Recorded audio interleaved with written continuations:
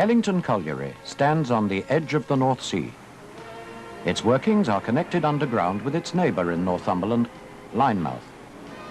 Together, the two collieries form the largest undersea mining complex in the world. More than 2,000 men work at Ellington.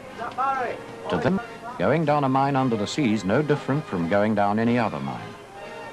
The routines of collecting lamp, self-rescuer, protection against carbon monoxide, and girding their loins for action are just the same. As at every colliery, every man who goes down the mine leaves with the onsetter at pit bank a brass tally with his own number on it, so that those who stay on the surface will know where he is. There are 3 shafts at Ellington, 2 used for winding up and down men and materials, and 1 kept in reserve. In number 2 shaft, men ride in a conventional cage controlled by a winding engine man. From the last glimpse of daylight to pit bottom will take them 400 feet down. Number 3 shaft is something different. This is the first major automatic lift installation for man winding to be installed in a British coal mine. Pit bottom, 400 feet below ground. But there's still a long way, a very long way to go before these men can get to grips with the job of winning coal. Some of Ellington's coal faces are as much as 7.5 miles from shaft bottom. The first part of the journey will be by train. Over 200 men can ride on each trip. The train will take them in by at more than 15 miles an hour, an unusually fast speed for colliery man riders, as they're called, and only made possible by very precise track laying and control in a hostile environment. A mile from pit bottom, they're going undersea, under the lip of this cliff, 600 feet down and heading due east.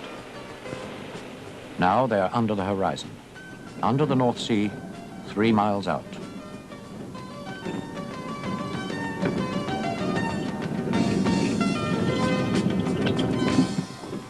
At this submarine railway station, there's still some way to go to reach the job. The next stage of the journey is by conveyor, a special kind of conveyor belt designed to carry men rather than coal or materials. Riding the belt speeds the journey and, under strict mining regulations, is a safe way of saving men another time-consuming walk. But there's still that final walk to the face, a half-mile maybe. Local jokers have been known to put seaweed into the puddles of mine water to remind new hands that they are under the ocean.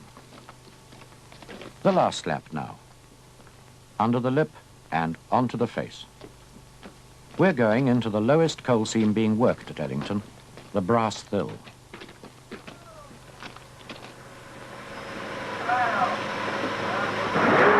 The shearer starts up to bite into a segment of coal over 200 yards long.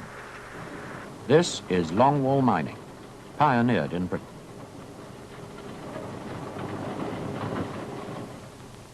From outside, as it were, you can see how the Ellington shafts lead down into 3 separate levels of coal seam.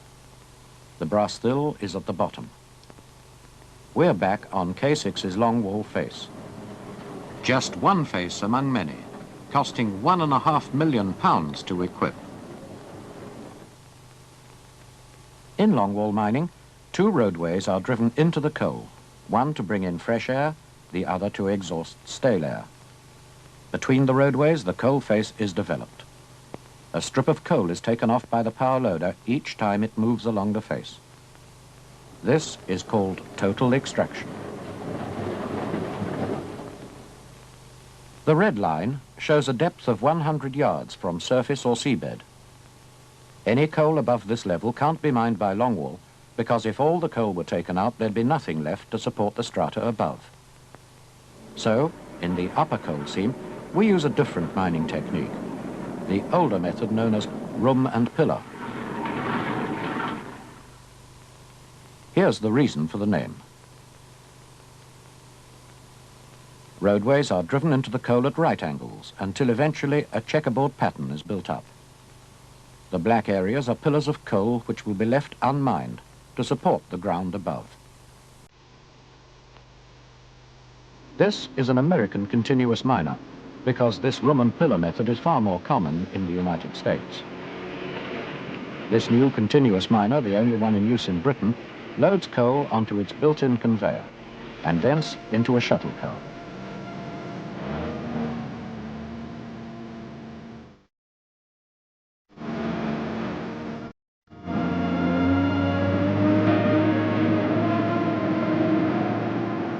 This is a big rubber-tired dump truck, which will take away tons of coal at a load to the main conveyor belt system. Here's another £750,000 pounds worth of machinery. Coal getting is an expensive job. The continuous miner presses on with the advance, shearing off yet more coal as it breaks through into the adjoining room.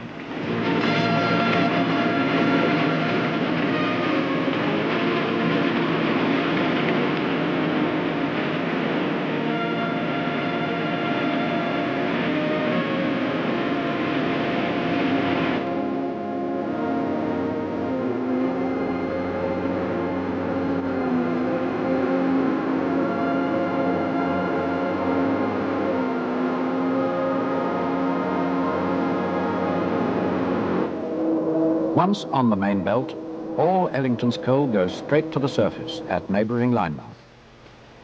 Here it passes into the coal preparation plant to be cleaned, sized and graded.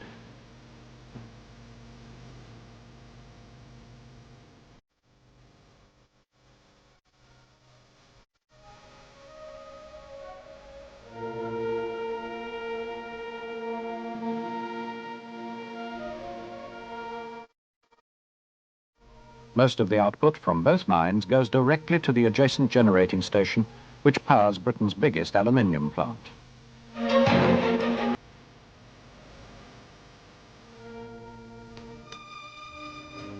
Ellington's men are a proud lot. In the summer of 1981, they broke both the British and European records for non-stop room and pillar coal extraction.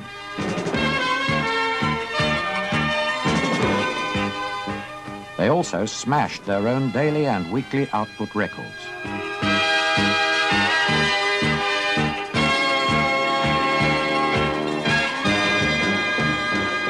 Ellington is a pioneer in the field of advanced coal mining technology.